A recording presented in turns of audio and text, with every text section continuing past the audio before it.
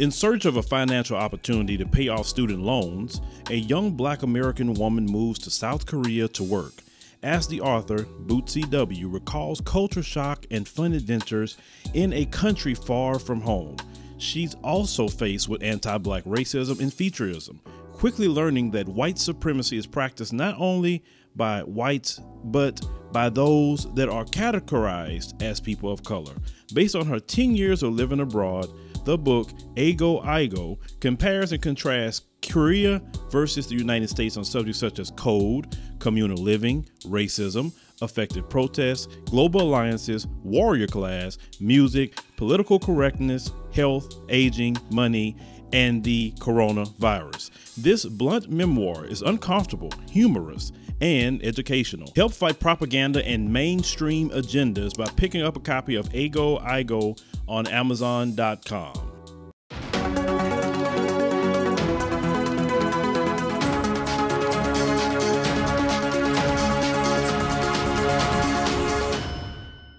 Hey fam, welcome back to the African Diaspora News Insider. I am Wongel Zelalem bringing you the story. Today's story comes from Gambia. Parliament upholds anti-skin bleaching law. Thank God for that. They had this proposal. One of the ministers, proposed that this law should be taken out. This law was enforced when the previous president was in power. They made it illegal to purchase, to export, to import, to use any bleaching, whitening creams or products or chemicals in general. And that has been the way of life in Gambia. But now currently they wanted to change it. And finally, after a whole lot of voting and back and forth, the people that said no to changing the law won. And it's still a criminal act if you do these things. If you bring in, if you sell, if you use the bleaching, skin bleaching products. This is a deeper issue, you guys. It's not something we talk about in a 5-10 minute video and it's over. It's deeper than just criminalizing it. It's deeper than just saying, why do you need that? You should love yourself the way you are. You know, you should try to understand where those people are coming from, why they are making the decision that they are making. They're not bad people, they're not dumb people. It's just they were manipulated to think that the standard of beauty is this way. And that's what we need to work on. That's what we need to change. You know, that's what we need to improve, instead of just focusing on the fact that why would you want that? You know, that person went through a lot for them to decide, you know, what they have decided. They no longer want to be in the skin that they are in, which is really sad and upsetting. I can't even imagine, like, as a mom, your kid coming and telling you, I don't like the skin that I am in, I don't think I'm beautiful, so I want to look more like the white man, and they want to change their skin color. It's heartbreaking,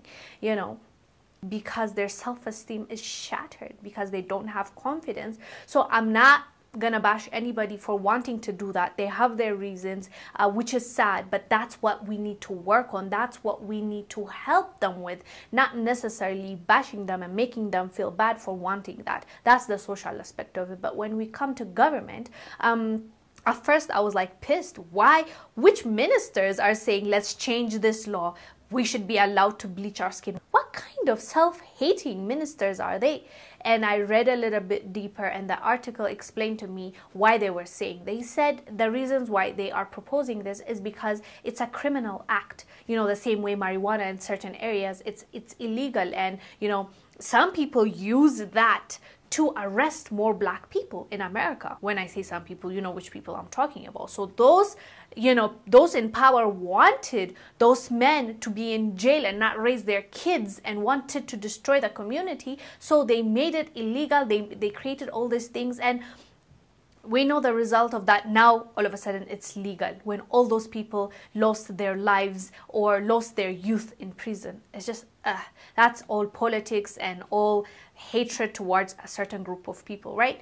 So it's kind of the same thing. The ministers are suggesting this is criminalizing it, meaning the girl that really had low self-esteem and all she wanted to do is bleach her skin, she is now a criminal. If she's found, she's going to be arrested, she's going to be convicted. The man that really wanted to have business, not necessarily, you know, being evil or wanting to hurt anybody, gets that product and sells it in his shop, and then he's a criminal, he's going to be arrested. So they're saying it's going to create more criminals rather than stopping it. This is something that we need to deal with socially instead of, making it illegal, a criminal act, is what they're saying. And I kind of get it. I know where they're coming from. But still, with that being said, there needs to be some regulation. Those people that are exporting it to your country are making money off of your girls having low self-esteem by advertising to them that white is good, black is bad.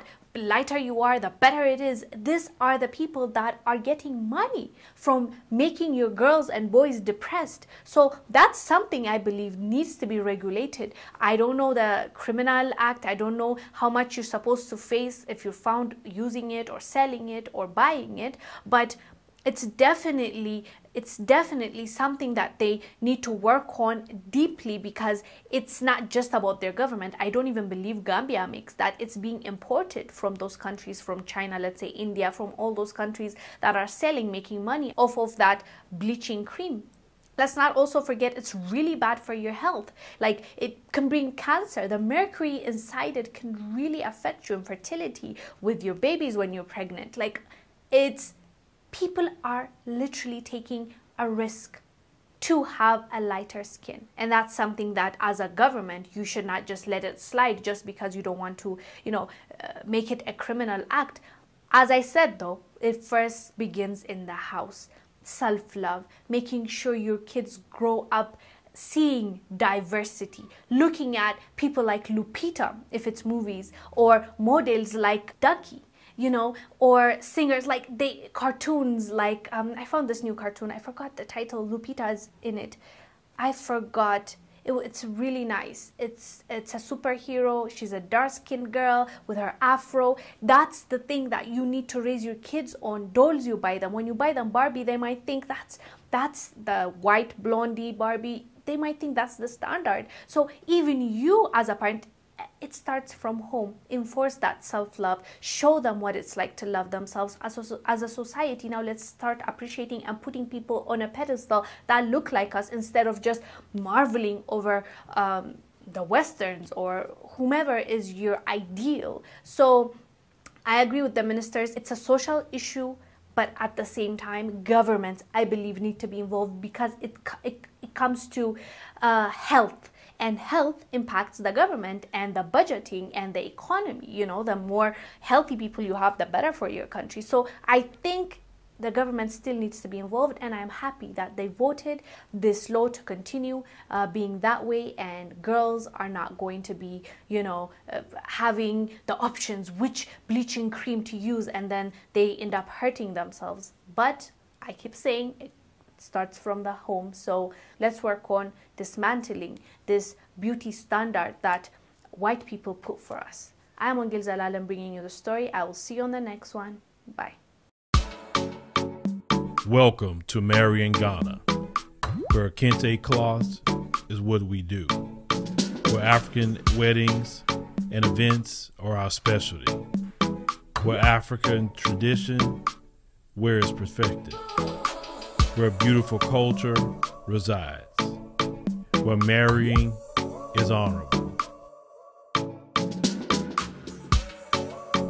mgkente.com, where competitors can't compete in quality or prices.